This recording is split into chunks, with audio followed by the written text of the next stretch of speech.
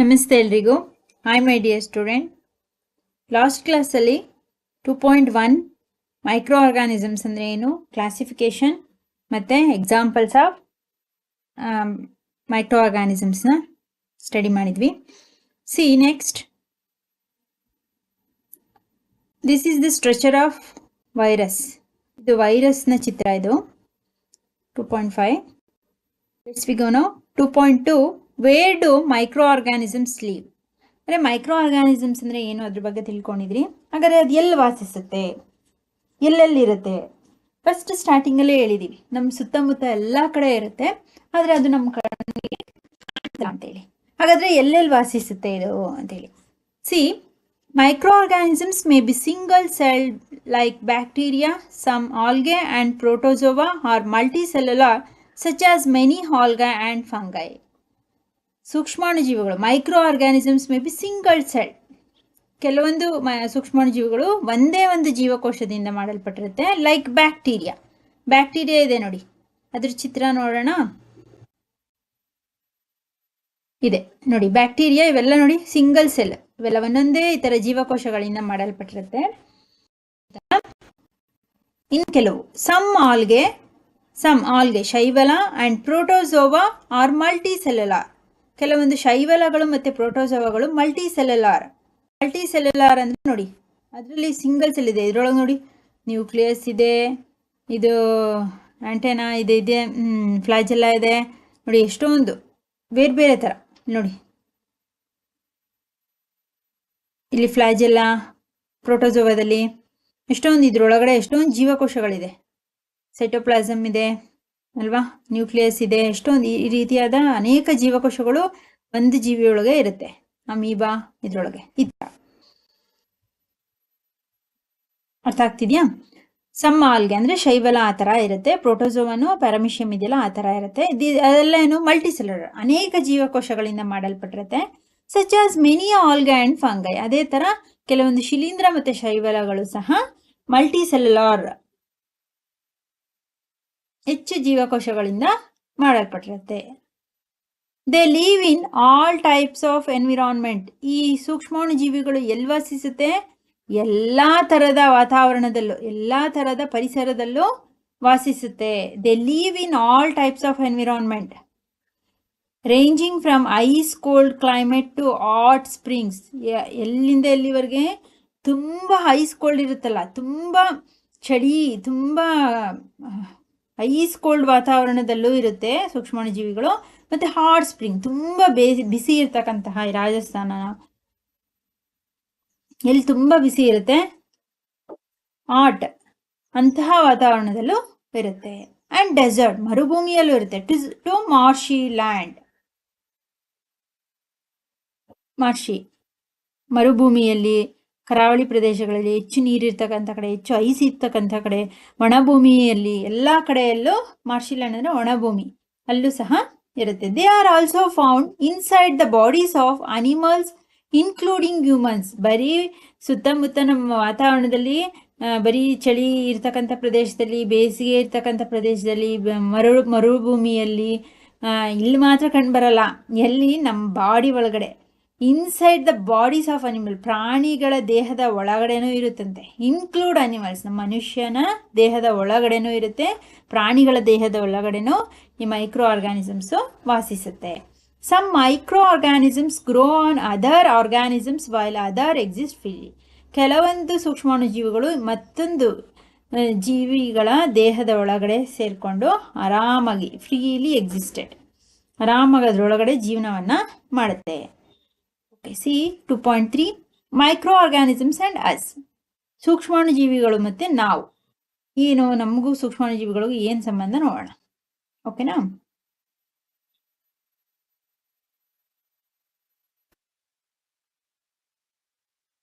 Micro organisms play an important role in our lives. ನಮ್ಮ ಜೀವನದಲ್ಲಿ, ನಮ್ಮ ಲೈಫ್ ಸ್ಟೈಲಲ್ಲಿ ಮೈಕ್ರೋ ಆರ್ಗಾನಿಸಮ್ಸ್ಗಳು ಅಂದರೆ ಸೂಕ್ಷ್ಮಾಣುಜೀವಿಗಳು ತುಂಬ ಪ್ರಮುಖವಾದ ಪಾತ್ರವನ್ನು ವಹಿಸುತ್ತೆ. ಹೇಗೆ? Some of them are beneficial in many ways ಕೆಲವೊಂದು ತುಂಬ ಉಪಯೋಗಕಾರಿ, ತುಂಬ ಬೆನಿಫಿಷಿಯಲ್ ಇದೆ.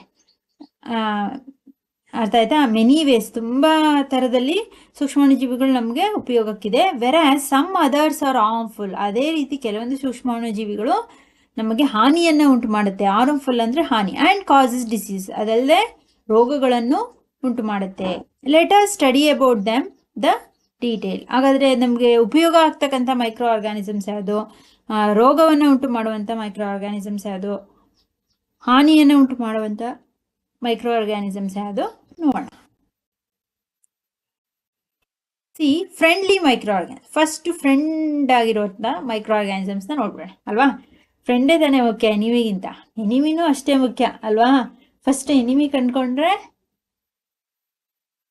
ಅದರದ್ದು ಏನೇನು ಅಂತ ನಾವು ಅದರಿಂದ ಸೇಫ್ ಆಗ್ಬೋದು.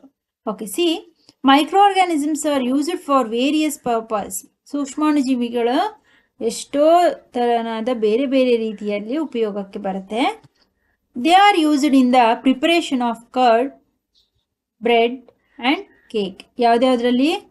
ಹಾಲನ್ನು ಮೊಸರನ್ನಾಗಿಸುವುದರಲ್ಲಿ, ಬ್ರೆಡ್ ಮಾಡೋದ್ರಲ್ಲಿ, ಕೇಕ್ ಮಾಡೋದ್ರಲ್ಲಿ ಸೂಕ್ಷ್ಮಾಣುಜೀವಿಗಳು ಉಪಯೋಗಕ್ಕೆ ಬರುತ್ತೆ. ಹೇಗೆ ನೋಡೋಣ. Micro organisms have been used for the production of alcohol since age. ಏನು, ನಮ್ಮ ಅನಾದಿ ಕಾಲದಿಂದಲೂ, ಇಂದಿನ ನಮ್ಮ ಪೂರ್ವಜರಿಂದಲೂ ಏನು ಮೈಕ್ರೋ ಆರ್ಗಾನಿಸಮ್ಸ್ ಏನು ಮಾಡ್ತಿದ್ವು, ಏನಕ್ಕೆ ಉಪಯೋಗ ಆಗ್ತಿತ್ತು? ಆಲ್ಕೋಹಾಲ್ ಎಲ್ಲ ಕುಡಿತಾರಲ್ಲ, ಹೆಂಡ ಆಲ್ಕೋಹಾಲ್ ಬಾಟಲಲ್ಲಿ ಮದ್ಯ ಅಂತೇಳಿ ಕರೀತಾರೆ. ಇವುಗಳ ಉತ್ಪಾದನೆಯಲ್ಲಿ ಮೈಕ್ರೋ ಆರ್ಗಾನಿಸಮ್ಸ್ಗಳನ್ನ ಉಪಯೋಗಿಸ್ತಾರೆ. ಸೂಕ್ಷ್ಮಾಣುಜೀವಿಗಳು ವಿಘಟನೆಗೊಳ್ಳೋದ್ರಿಂದನೇ ಏನಾಗೋದು? ಮದ್ಯ ತಯಾರಾಗೋದು, ಆಲ್ಕೋಹಾಲ್ ಡ್ರಿಂಕ್ಸ್ ತಯಾರಾಗೋದು. ಇದನ್ನ ನಮ್ಮ ಪೂರ್ವಜರ ಅನಾದಿ ಕಾಲದಿಂದಲೂ ಇದನ್ನ ಮಾಡಿಕೊಂಡು ಬಂದಿದ್ದಾರೆ. ಸೂಕ್ಷ್ಮಾಣುಜೀವಿಗಳ ಆಲ್ಕೋಹಾಲ್ ಪ್ರೊಡಕ್ಷನಲ್ಲಿ ಹೆಲ್ಪ್ ಮಾಡುತ್ತೆ, ಯೂಸ್ ಆಗುತ್ತೆ. They are also used in cleaning up of environment. ಬರೀ ಡ್ರಿಂಕ್ಸ್, ಆಲ್ಕೋಹಾಲ್ ತಯಾರು ಮಾಡೋದಕ್ಕಷ್ಟೇ ಅಲ್ಲ, ನಮ್ಮ ಎನ್ವಿರಾನ್ಮೆಂಟ್, ನಮ್ಮ ಪರಿಸರವನ್ನು ಸ್ವಚ್ಛವಾಗಿಡೋದಕ್ಕೂ ಈ ಮೈಕ್ರೋ ಆರ್ಗಾನಿಸಮ್ಸ್ ಹೆಲ್ಪ್ ಮಾಡುತ್ತೆ. ಹೇಗೆ ಪರಿಸರ ಸ್ವಚ್ಛವಾಗಿರುತ್ತೆ? ಮೈಕ್ರೋ ಆರ್ಗಾನಿಸಮ್ಸ್ ನೋಡಿದ್ರೆ ಕಣ್ಣಿಗೆ ಕಾಣಲ್ಲ, ಅದೆಲ್ಲ ಕಡೆ ಇರುತ್ತೆ ಅಂತೀವಿ. ಹಾಗಾದ್ರೆ ಎಲ್ಲ ಕಡೆ ಸ್ವಚ್ಛವಾಗಿರುತ್ತಾ? Yes, of course. Even in our surroundings, in the earth, we are all living peacefully is the reason main for microorganisms. Otherwise nothing. All wastages are golden like. ಎಲ್ಲ ನಾವು ಹೊರಗಾಗ್ತಕ್ಕಂತಹ ವೇಸ್ಟೇಜ್ಗಳೆಲ್ಲ ಡಿಕಂಪೋಸಿಷನ್ ಎಲ್ಲ ಅದು ಕೊಳ್ತೋಗದೆ ಇದ್ದಿದ್ರೆ ರಾಶಿ ರಾಶಿ ಬೆಟ್ಟಗಳ ಥರ ಕಸಾನೇ ಇರ್ತಾ ಇತ್ತು ಅಲ್ವಾ, ವೇಸ್ಟೇಜೇ ಆಗ್ತಾ ಇತ್ತು. ಈಗ ಎಲೆಗಳು ಉದುರಿದ್ದು ಸಸ್ಯ ಅಥವಾ ಸತ್ತೋಗುತ್ತೆ, ಪ್ರಾಣಿಗಳು ಸತ್ತೋಗುತ್ತೆ, ಅಥವಾ ಯಾವುದೋ ಒಂದು ವಸ್ತುಗಳು ಉಪಯೋಗಿಸಲ್ಲ, ಪ್ಲಾಸ್ಟಿಕ್ ಬಿಟ್ಬಿಡಿ, ಅದನ್ನು ಬಿಟ್ಟು ಅದು ನಾವು ತಯಾರು ಮಾಡೋದು. ಅದೇ ಪ್ರಕೃತಿಯ ಸಿಗ್ತಕ್ಕಂಥ ಪ್ರತಿಯೊಂದು ವಸ್ತು ಏನಾಗುತ್ತೆ, ಮಣ್ಣಿಗೆ ಹಾಕಿದ್ರೆ ಅಥವಾ ನಾವು ಹಾಗೆ ಬಿಸಾಕಿದ್ರೆ ಸ್ವಲ್ಪ ದಿನಗಳ ನಂತರ ಅದೆಲ್ಲ ಏನಾಗುತ್ತೆ, ಕೊಳ್ತೋಗುತ್ತೆ. ಕೊಳ್ತು ಮಣ್ಣಲ್ಲಿ ಮಣ್ಣು ಆಗಿಬಿಡುತ್ತೆ. ಅದನ್ನು ಮಾಡೋ ಅಂಥದ್ದು ಯಾವ್ದು ಹೇಳಿ? The bacteria, what we called as micro organism, that one. ಏನು ಸೂಕ್ಷ್ಮಾಣುಜೀವಿಗಳು ಅಂತ ಕರಿತೀವಿ ಅದು ಅಲ್ವಾ. ಇಲ್ಲಾಂದರೆ ಕಸ ಇವತ್ತು ನಾಳೆ ಹಾಕ್ತೀವಿ ಕಸ ಮಣ್ಣಿಗೆ ಅಂದರೆ ಅದು ಹಾಗೆ ಇದ್ದಿದ್ರೆ ಪ್ರತಿದಿನ ಹಾಕೋದೆಲ್ಲ ಸೇರಿ ಸೇರಿ ಸೇರಿ ರಾಶಿ ಆಗಿಬಿಡ್ತಾ ಇತ್ತು ಅಲ್ವಾ. ಅದು ಕೊಳ್ತೋಗೋದ್ರಿಂದ ಏನಾಗುತ್ತೆ, ಕಡಿಮೆ ಆಗುತ್ತೆ, ಮತ್ತೆ ನಾವು ಮಾಡ್ತೀವಿ. For example the organic waste, ಏನು ಸಾವಯವ ವೇಸ್ಟ್, ಯಾವುದ್ಯಾವುದೋ ವೆಜಿಟೇಬಲ್ ಪೀಲ್ಸ್, ಹಣ್ಣಿನ ಸಿಪ್ಪೆ, ತರಕಾರಿ ಸಿಪ್ಪೆ, ಸೊಪ್ಪು, ತರಕಾರಿ, ರಿಮೈನ್ಸ್ ಆಫ್ ಅನಿಮಲ್ಸ್, ಉಳಿದಂತಹ ಪ್ರಾಣಿಗಳ ತ್ಯಾಜ್ಯ, ಫೀಸಸ್ ಅಲ್ವಾ, ಮಲ, ಮನುಷ್ಯ, ಪ್ರಾಣಿ, ಸಸ್ಯ, ಇವುಗಳೆಲ್ಲ ತ್ಯಾಜ್ಯ ವಸ್ತುಗಳು ಕೊಳೆಯುವಂತೆ ಮಾಡೋದು ಯಾವ್ದು ಹೇಳಿ? ಈ ಸೂಕ್ಷ್ಮಾಣುಜೀವಿಗಳೇ, microorganisms. Are broken down into harmless and unusable substances by bacteria. ಈ ಬ್ಯಾಕ್ಟೀರಿಯಾ ಅಂದರೆ ಸೂಕ್ಷ್ಮಾಣುಜೀವಿನೇ ಅಲ್ವಾ. ಈ ಬ್ಯಾಕ್ಟೀರಿಯಾಗಳು ಏನು ಮಾಡುತ್ತೆ, ನಮಗೆ ಹಾನಿ ಮಾಡಿದಾಗೆ, ಆರ್ಮ್ಲೆಸ್, ನಮಗೆ ಕೊಳ್ತೋಗೋದ್ರಿಂದ ನಮಗೇನು ತೊಂದರೆ ಆಗಲ್ಲ ಅಲ್ವಾ, ನಮಗೂ ತೊಂದರೆ ಆಗದಾಗೆ ಯೂಸಬಲ್ ಸಬ್ಸ್ಟೆನ್ಸಸ್ ಅದು ಕೊಳ್ತೋದ್ಮೇಲೆ ಏನಾಗುತ್ತೆ, ಯೂಸಬಲ್ ಸಬ್ಸ್ಟೆನ್ಸಸ್ ಅಂದರೆ ಅದು ಗೊಬ್ಬರ ಆಗುತ್ತೆ ಅಲ್ವಾ. ಆ ರೀತಿ ಮಾಡುವಂಥದ್ದು ಯಾವುದು? ಬ್ಯಾಕ್ಟೀರಿಯಾ. ಆ ರೀತಿ ಪರಿವರ್ತಿಸಿ ಪರಿಸರವನ್ನು ಸ್ವಚ್ಛವಾಗಿಡುವಂಥದ್ದು ಯಾವ್ದು ಹೇಳಿ? ಈ ಮೈಕ್ರೋ ಆರ್ಗಾನಿಸಮ್ಸ್ ಅಂದರೆ ಬ್ಯಾಕ್ಟೀರಿಯಾ. ಅರ್ಥ ಆಗ್ತಿದೆಯಾ? Recall that bacteria are also used in the preparations of medicine. ಮತ್ತು ಈ ಬ್ಯಾಕ್ಟೀರಿಯಾವನ್ನು ಇನ್ಯಾವುದ್ರಲ್ಲಿ ಬಳಸ್ತಾರೆ? ಔಷಧಿಯನ್ನು ತಯಾರು ಮಾಡೋದಕ್ಕೆ ಬಳಸ್ತಾರೆ. In agriculture they are used to increase soil fertility by fixing nitrogen.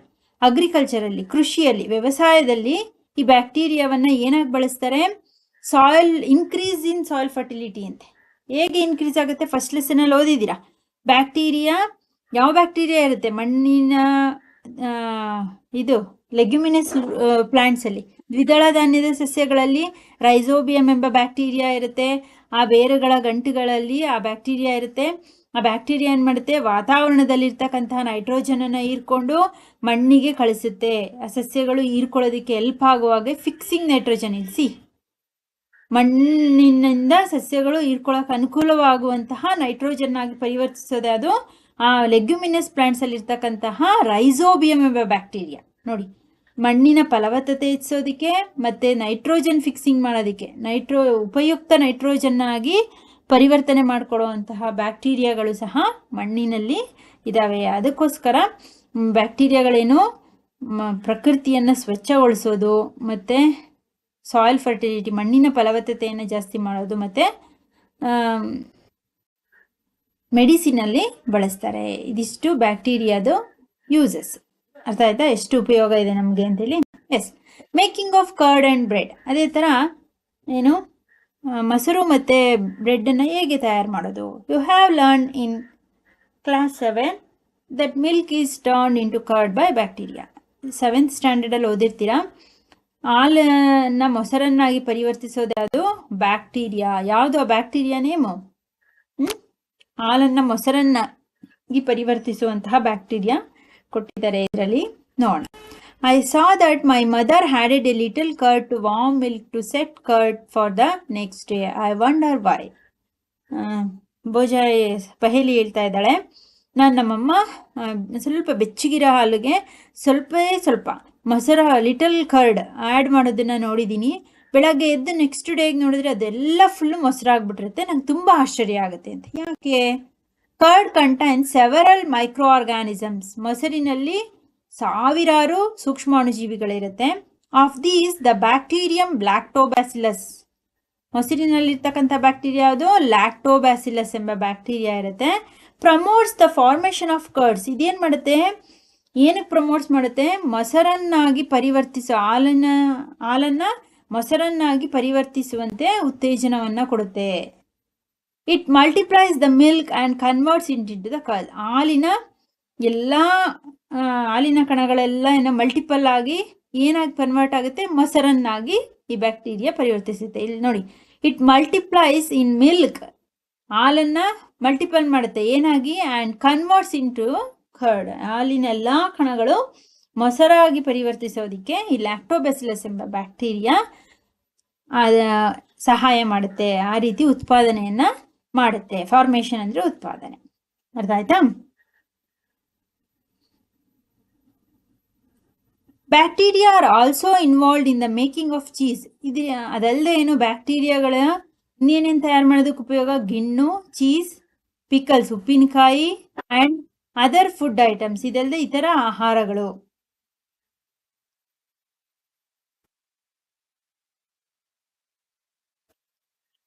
ಗಿಣ್ಣು ಮಾಡೋದಕ್ಕೆ, ಉಪ್ಪಿನಕಾಯಿಯಲ್ಲಿ ಬೇರೆ ಇತರ ಫುಡ್ ಐಟಮ್ನ ತಯಾರು ಮಾಡೋದಕ್ಕೆ ಈ ಸೂಕ್ಷ್ಮಾಣುಜೀವಿಗಳಾದ ಬ್ಯಾಕ್ಟೀರಿಯಾಗಳು ಹೆಲ್ಪ್ ಮಾಡುತ್ತೆ. ಆ್ಯಂಡ್ ಇಂಪಾರ್ಟೆಂಟ್ ಇಂಗ್ರೀಡಿಯೆಂಟ್ಸ್ ಆಫ್ ರವಾ, ಸೂಜಿ, ರವೆ ಇಡ್ಲಿ ಮಾಡೋದ್ರಲ್ಲಿ, ಆ್ಯಂಡ್ ಬಟೂರಾಸ್ ಇನ್ ಕರ್ಡ್, ಮೊಸರು ಮಾಡೋದ್ರಲ್ಲಿ. ಈಗ ಇಡ್ಲಿ ದೋಸೆ ಎಲ್ಲ ಮಾಡ್ತೀವಲ್ಲ, ನೈಟು ಉದ್ದಿನ ಕಾಳು ಜೊತೆ ರವೆಯನ್ನು ಕಲಸಿ ಇಟ್ಬಿಡ್ತೀವಿ, ಇಲ್ಲ ಅಕ್ಕಿಯನ್ನು ರುಬ್ಬಿ ಉದ್ದಿನ ಕಾಳು ಜೊತೆ ಇಟ್ಬಿಡ್ತೀವಿ. ಬೆಳಗ್ಗೆ ಆಗೋಷ್ಟೊತ್ತಿಗೆ ಅದೆಲ್ಲ ಹುಳಿ ಬಂದಿರುತ್ತೆ, ಹುಕ್ಕು ಬಂದಿರುತ್ತೆ ಅಲ್ವಾ? ಹೇಗೆ? ಅವುಗಳಲ್ಲಿರ್ತಕ್ಕಂತಹ ಬ್ಯಾಕ್ಟೀರಿಯಾ, ಈಸ್ಟ್ ಏನಾಗುತ್ತೆ? Can you guess why? ಯಾಕೆ ಅಂತ ಇಡ್ಲಿ ಆಗೋದು ಮೆತ್ತಗೆ, ಮೊಸರು ಆಗೋದು ಯಾಕೆ ಅಂತ ಗೆಸ್ ಮಾಡ್ತೀರಾ? Bacteria and yeast are also helpful for fermentation of rice idli, ಅಕ್ಕಿ ಇಡ್ಲಿ ಮತ್ತು ರವೆ ಇಡ್ಲಿ ಆ್ಯಂಡ್ ದೋಸಾ ಬ್ಯಾಟರ್. ಏನು? ಬ್ಯಾಕ್ಟೀರಿಯಾ ಮತ್ತು ಈಸ್ಟ್ ಅಂದರೆ ಶಿಲೀಂಧ್ರ, ಫಂಗಸ್ ಅಂತ ಏನು ಕರಿತೀವಿ, ಅದು ಏನಕ್ಕೆ ಹೆಲ್ಪ್ ಮಾಡುತ್ತೆ? ಇಡ್ಲಿ, ಫರ್ಮೆಂಟೇಷನ್ ಆಗೋದಕ್ಕೆ, ಫರ್ಮೆಂಟೆಡ್ ಆಗೋದಕ್ಕೆ, ಉದುಗೋದು ಅಂದರೆ ಉಬ್ಬೋದು, ಅದಕ್ಕೆ ಹೆಲ್ಪ್ ಮಾಡುತ್ತೆ ಬ್ಯಾಕ್ಟೀರಿಯಾಗಳು. ಅರ್ಥ ಆಯ್ತಾ? ಬ್ಯಾಕ್ಟೀರಿಯಾಗಳ ಕ್ರಿಯೆಯಿಂದನೇ, ಬ್ಯಾಕ್ಟೀರಿಯಾಗಳಿಂದನೇ ಹಾಲು ಮೊಸರಾಗುವಂಥದ್ದು.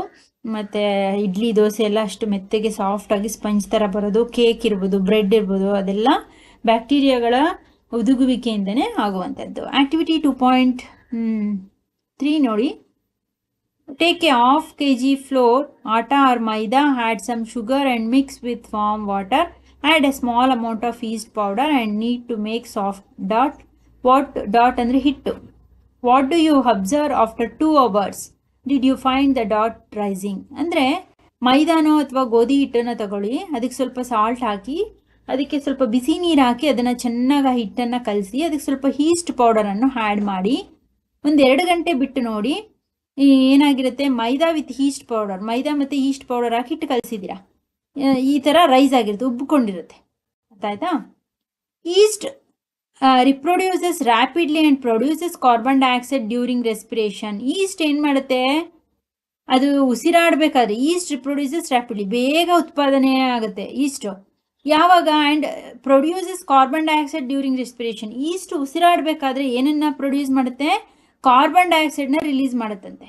Bubbles of the gas fill the dough and increases its volume. ಆ ರೀತಿ ಆಗೋದ್ರಿಂದ ಏನಾಗುತ್ತೆ, ಅನಿಲದ ಗುಳ್ಳೆಗಳು ಹಿಟ್ಟಿನಲ್ಲಿ ತುಂಬುತ್ತೆ. ಅದು ಕಾರ್ಬನ್ ಡೈಆಕ್ಸೈಡ್ ಅನಿಲ ಬರುತ್ತಲ್ವಾ, ಬಿಡುಗಡೆ ಮಾಡುತ್ತಲ್ವಾ, ಅದು ಉಸಿರಾಡಬೇಕಾದ್ರೆ ಇಷ್ಟು ಅದೆಲ್ಲ ಏನು ಹಿಟ್ಟಿನ ಒಳಗಡೆ ಗಾಳಿ ಗುಳ್ಳೆ ಏನು ಜಾಗ ಇರುತ್ತೆ ಅಲ್ಲಿಗೆ ಹೋಗಿ ತುಂಬಿಕೊಳ್ಳುತ್ತೆ ಡಾಟ್ ಹಿಟ್ಟಿಗೆ. And increases the volume. ಇದರಿಂದ ಏನಾಗುತ್ತೆ, ಆ ಹಿಟ್ಟಿನ ಗಾತ್ರ ಹೆಚ್ಚಾಗುತ್ತೆ. ಅರ್ಥ ಆಯ್ತಾ? This is basis of use of East in baking industry of making breads, pastries and cakes. ಈ ಪ್ರಕ್ರಿಯೆಯಿಂದನೇ ಬೇಕರಿಗಳಲ್ಲಿ, ಉದ್ಯಮಗಳಲ್ಲಿ, ಫ್ಯಾಕ್ಟ್ರಿಗಳಲ್ಲಿ, ಬೇಕರಿಗಳಲ್ಲಿ ಏನು ಮಾಡ್ತಾರೆ, ಬ್ರೆಡ್ಡನ್ನು, ಕೇಕನ್ನು, ಪೇಸ್ಟ್ರಿ ಕೇಕನ್ನು ತಯಾರು ಮಾಡುವಂಥದ್ದು. ಈ ಈಸ್ಟನ್ನು ಬಳಸ್ಕೊಂಡು, ಈ ಈಸ್ಟ್ನ ಸಹಾಯದಿಂದ ಈ ರೀತಿ ತಯಾರು ಮಾಡ್ತಾರೆ. ಅರ್ಥ ಆಯ್ತಾ? ಇಷ್ಟಿರಲಿ. Next commercial uses of micro organisms, medicinal use of micro organisms, ಇದನ್ನು ಡಿಸ್ಕಸ್ ಮಾಡೋಣ. ನಿಮ್ಗೇನಾದರೂ ಡೌಟ್ಸ್ ಇತ್ತು ಅಂದರೆ ಡಿಸ್ಕ್ರಿಪ್ಷನಲ್ಲಿ ಹಾಕಿ. ಮತ್ತು ಹೋಮ್ವರ್ಕ್ ಕ್ವಶನ್ಸ್ನ ತೊಗೊಳ್ಳಿ. ಏನೇನು ಇವತ್ತು homework question? Where do micro organisms live? Micro organisms ಎಲ್ಲಿ ವಾಸಿಸುತ್ತೆ? ಹಾಗಾದರೆ ನೆಕ್ಸ್ಟ್ ಕ್ವಶನ್,